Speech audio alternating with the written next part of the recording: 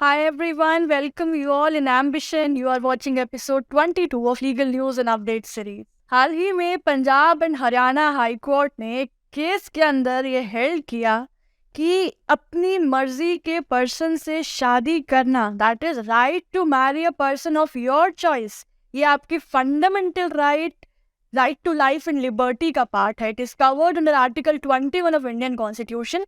Because court का कहना है कि ये ऐसा नहीं है कोई मॉडर्न कॉन्सेप्ट है, आज का नया बनाया हुआ कोई कॉन्सेप्ट है, रादर ये पूर्वज टाइम से, एशियन टाइम से चला आ रहा है एज अ स्वयंवर. पहले के ज़माने में स्वयंवर चलता था, राजा रानियाँ अपने जो अपना जीवन साथी है वो खुद चुनते थे, और आज के डेट में भी वही हो रहा है. तो this is not a modern concept, और इस बात को कंसिडर करते हुए कोर्ट ने कहा कि एक पर्सन का राइट है कि वो अपनी चॉइस के पर्सन से शादी कर सकता है, इररिस्पेक्टिव कि पेरेंट्स अग्री है या नहीं है.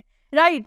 तो कोर्ट ने कहा that it was prevalent in ancient times in holy books like Ramayan, Mahabharat as swayamvar. ये पहले भी होता था. अगर आप हमारी होली बुक्स पढ़े, रामायण पढ़े, महाभारत पढ़े, उनमें ये स्वयंवर के रूप में लिखा हुआ है. इस केस का टाइटल है Tekchand versus state of Punjab and others.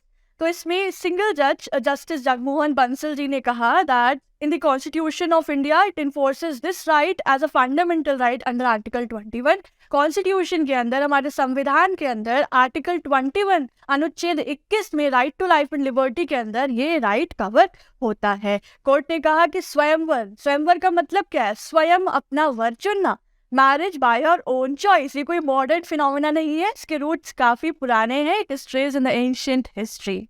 Court ने इसीलिए जो एफआईआर लॉन्च कराई गई थी टेकचंद नाम के इस व्यक्ति के अगेंस्ट ऑन द ग्राउंड की जो लड़की के फादर थे उन्होंने ये कंप्लेंट लॉन्च कराई थी कि टेकचंद ने फंसा कर मेरी बेटी को ले गया और उससे शादी कर ली है. राइट. तो कोर्ट ने इस एफआईआर को क्वैश कर दिया. कोर्ट नोटेड दैट दोनों ही जो मैन और वुमेन है इस मैटर में, उन्होंने मेजॉरिटी की एज अटेन कर ली है, जो कि शादी की मेजॉरिटी एज होती है.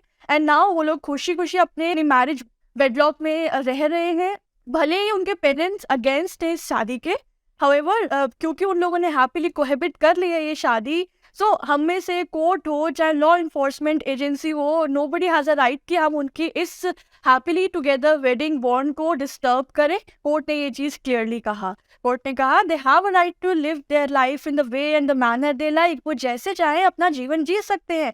Even they are blessed with 2 children, उनके 2 हेल्दी बच्चे भी हैं. किसी के ऊपर कोई क्रिमिनल केस पेंडिंग हो और वो चलता रहे तो कौन ऐसे में हैप्पी लाइफ सस्टेन कर सकता है?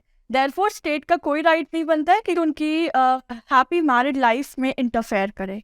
टेकचंद जो है वो कोर्ट के पास गए थे कि एफआईआर को क्वैश करा दिया जाए, जो कि उनके अगेंस्ट लॉन्च की गई थी for the offences under section 363, that is kidnapping, 366A procuring a minor girl of IPC. In sections के को कवर करते हुए उनके अगेंस्ट एफआईआर लॉन्च की गई थी. जो ग्रूम है इस मैटर में, कोर्ट ने इसके साथ साथ इस केस में मैरिज की रिगार्डिंग भी एक स्टेटमेंट दिया. कोर्ट ओपाइंड दैट इंडियन कल्चर में शादी कोई कॉम्प्रोमाइज़ नहीं होती, शादी कोई कॉन्ट्रैक्ट नहीं होता है, रादर शादी एक बंधन होता है, गठबंधन होता है 2 फैमिलीज़ का. बहुत ही पवित्र बंधन होता है हमारी सोसाइटी का, जिसमें 2 फैमिलीज़ एक होती हैं.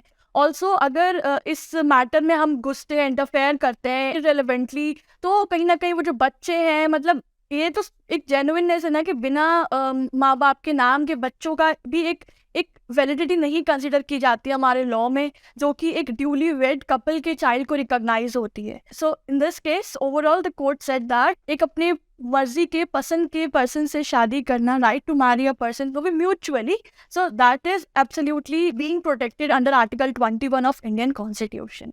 Right, so I hope this news and legal update has been clear. Thank you so much for watching this video. Just stay tuned for more such informative content. Have a good day. Bye bye.